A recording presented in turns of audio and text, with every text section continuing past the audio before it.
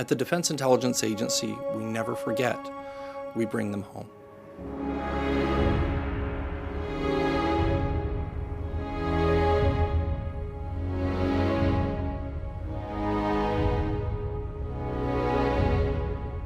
The POW MI Recognition Day, which is the third Friday of every September, is a day that we take time to be able to recognize those individuals who have gone overseas and become prisoners or remain missing to this day, and to also think about their families.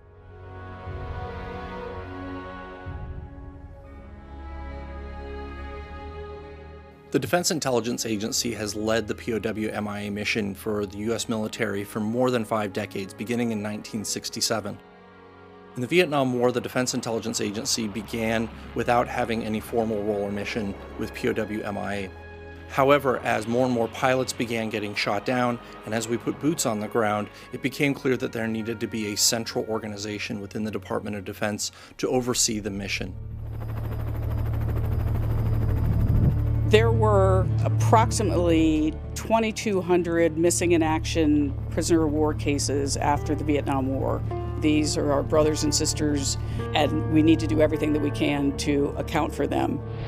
One of the early successes was in '93. There was an Air Force pilot who was one of our priority discrepancy cases, and when we went to the location where we had determined through a number of investigations where he was likely to be, we found him buried in a makeshift coffin, intact flight suit, ID card, dog tags, and to be able to do that for a family was hugely important.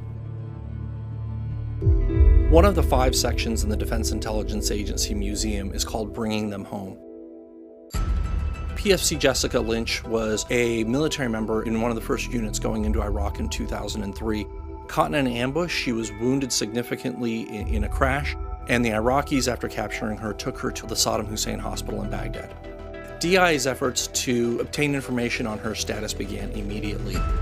We got floor plans for the hospital, and we also worked with collectors on the ground to be able to infiltrate an Iraqi citizen into the hospital with a camera hidden in a bag to be able to get proof of life on her status.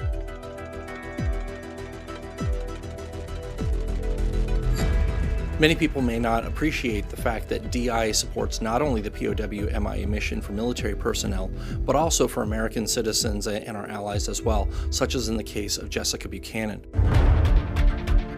I was working in northern Somalia as an aid worker. I had been tasked with going to check on educational staff in our southern Somalia office in October of 2011. We were on our way back to our guest house in the middle of the afternoon, and then we were taken hostage at gunpoint by many very angry Somali men. My one and only thought was that I wasn't going to get out of this thing alive.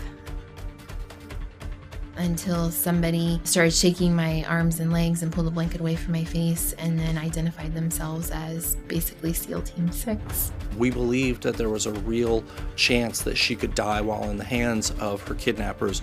DI provided analytic support to those locations where we believe that she may be held, and upon providing that intelligence, a Special Forces operation was conducted to secure her. It blows my mind, the level and the number of people that were involved in working on my case to get me out. It's incredibly humbling.